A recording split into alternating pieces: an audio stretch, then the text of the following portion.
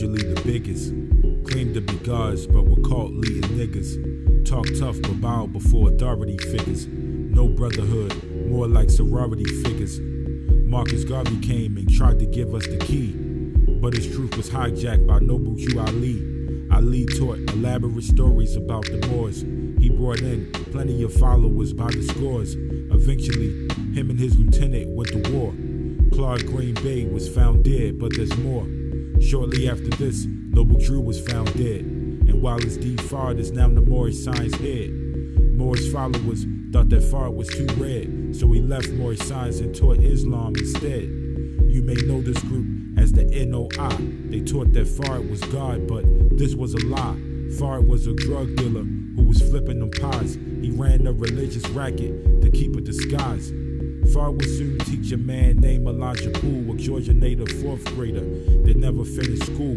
But this 4th grader wasn't no fool, a PhD con degree. He studied the rules, initiated as a Mason, and studied with the Shriners. Later in his life, he would have sex with minors, impregnated teens and kicked them out for fornication. Kept it on the low, wasn't trying to ruin the nation. Thinking about himself, wasn't thinking about their lives. And never in his life did he claim those girls as wives. But back to this tale, don't want to get off track of this voodoo religion to appeal to the blacks. Fard taught Elijah a brand new game, and with his brand new religion came a brand new name. Elijah Poole then became Elijah Muhammad, and later in his life he will grow to be honored.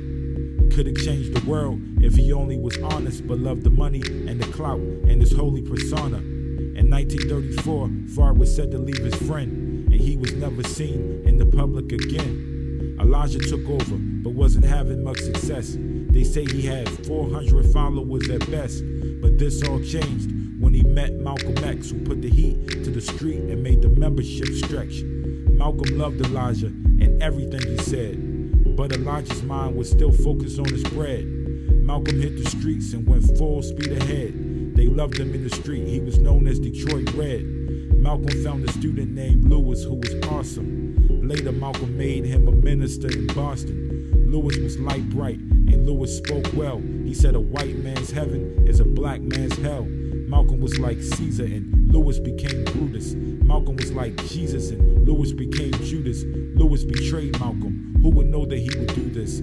Some say Louis was a spy against the movement. Malcolm pulled another captain out of the sewage. His name was Joseph X. He also became a student. Joseph thought he was cool because Malcolm had befriended him, but when Joseph beat his wife, Malcolm had to suspend him. When Joseph got suspended, he couldn't keep calm. Later had Malcolm's car wired, his house firebombed. Malcolm met with Castro to talk revolution, but all Elijah wanted was religious institutions, a big pseudo-nation with Elijah as the head.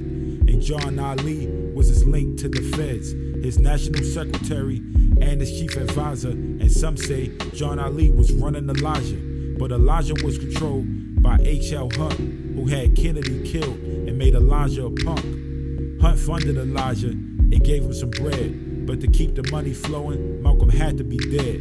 Louis once said Malcolm was a man on God's level. Now he wanted Malcolm dead, so is Louis a devil?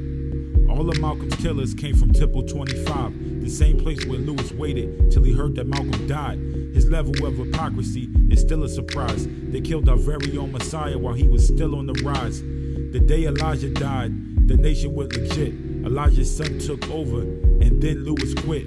Louis started smoking green, and he became withdrawn, then emerged on the scene as Louis Farrakhan. He restarted the cult that Elijah had built, but shortly after this, tried to have Khaled killed. Khaled was a statesman, a scholar well-learned. With the power of his words, he could make a man burn. Louis Farrakhan tried to sacrifice this man. It was Malcolm and Elijah all over again. They plotted and schemed to see a black man fall, but when it came to the white man, they did nothing at all. Malcolm gave his life, but lives forever in death. I dedicate this to our real savior, Malcolm X. Happy Savior's Day.